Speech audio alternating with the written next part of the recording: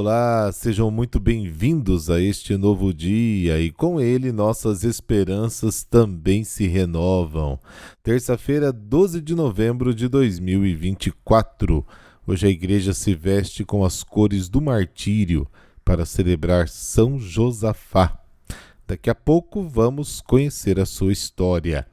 Hoje comemoramos o aniversário da Pâmela Raimundo de Oliveira, de Itatinga, São Paulo, e a Juliana Marotti, de Dores do Turvo, Minas Gerais. Parabéns e que uma chuva de graças recaia sobre a vida de vocês. Este podcast é um oferecimento. Supermercado Cambará. A garantia do melhor preço e aquele atendimento que você merece e faz a diferença. Econorte, revendedora Ford Kia. Ideal para você. A sua concessionária em São José dos Campos e Caraguatatuba, São Paulo. Farmácias Vale Verde. Mais que farmácia, nosso atendimento inspira saúde, beleza e bem-estar. Os contatos dos nossos apoiadores estão na descrição deste podcast. O evangelho de hoje narra a parábola encontrada apenas no evangelho de Lucas, sem paralelo nos demais evangelhos. A parábola quer ensinar que a nossa vida deve ser caracterizada por uma atitude de serviço.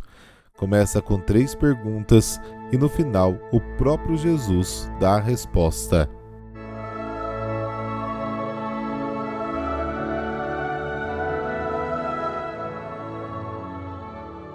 Pelo sinal da Santa Cruz, livrai-nos Deus, nosso Senhor, dos nossos inimigos. Suscitai, ó Deus, na vossa igreja o Espírito que impeliu o bispo São Josafá a dar a vida por suas ovelhas. E concedei que, por sua intercessão, fortificados pelo mesmo Espírito, estejamos prontos a dar a nossa vida pelos nossos irmãos. Amém.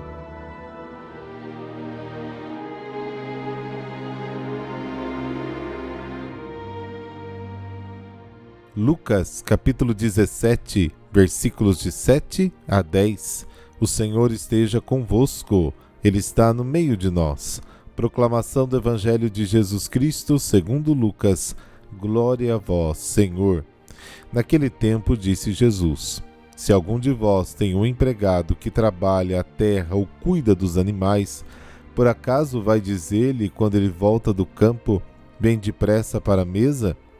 Pelo contrário, não vai dizer ao empregado: Prepara-me o jantar, cinge-te e serve-me enquanto eu como e bebo, depois disso tu poderás comer e beber?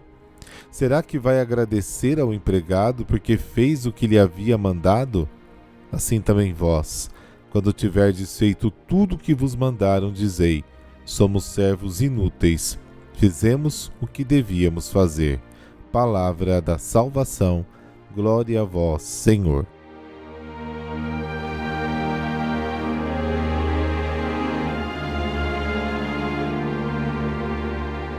A gratuidade do ministério apostólico, tema do evangelho de hoje, prolonga o mistério da misericórdia de Deus no tempo e se estende ao espaço.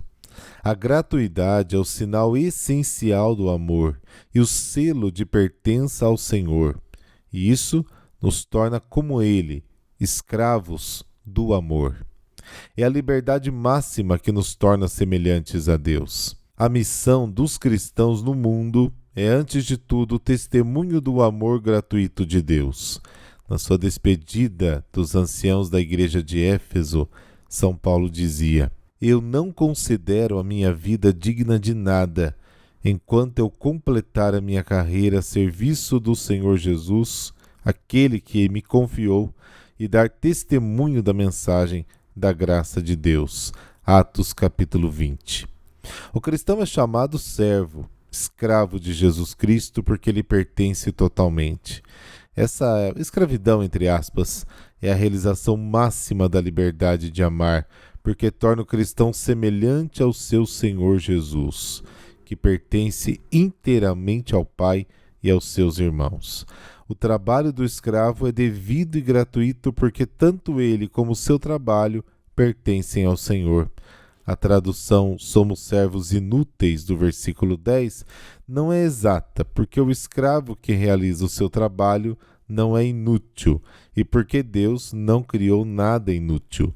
O termo grego akeiroi significa inútil ou sem lucro, ou seja, sem ganho.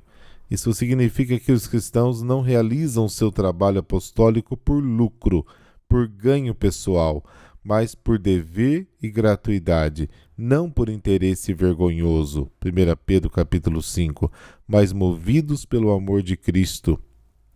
Ele que morreu por todos, 2 Coríntios capítulo 5. O apostolado é por natureza gratuito e revela a fonte da qual brota o amor gratuito de Deus. De graça recebestes, de graça dai. Mateus capítulo 10. Para o apóstolo Paulo, a maior recompensa é pregar gratuitamente o Evangelho. Qual é então a minha recompensa? Pregar de graça o Evangelho. 1 Coríntios capítulo 9. O verdadeiro amor torna o discípulo completamente livre de outros interesses e o torna alegremente um servo, como seu Senhor, a quem pertence inteiramente. O que Deus dá ao homem não lhe é devido em termos contratuais, mas é graça. Por mais que o homem se comprometa ou faça, tudo o que recebe não é proporcional ao que realiza.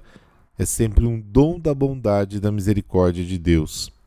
É preciso aproximar-se cada vez mais de Deus e não se preocupar com o tratamento que Ele dá. Sempre estará em conformidade com a sua infinita bondade e não com o humilde desempenho do homem.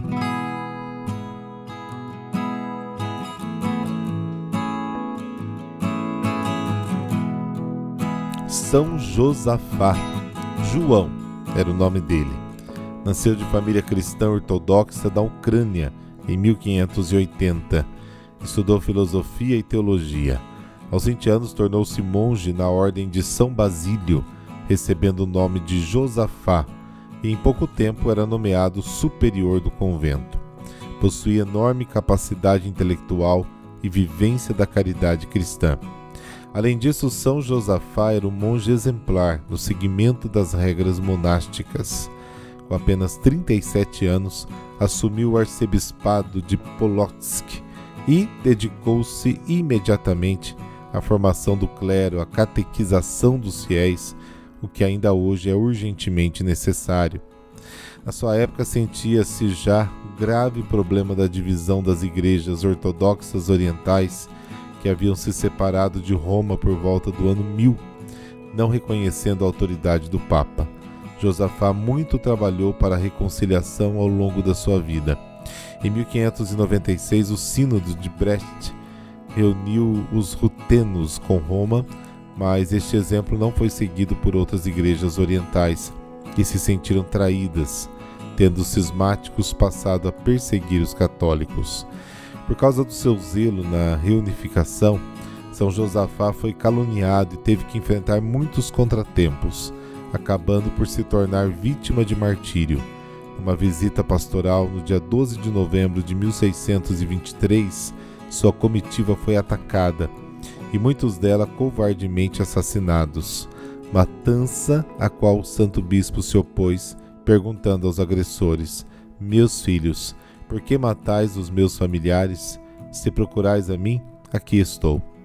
Logo o maltrataram horrivelmente e o mataram.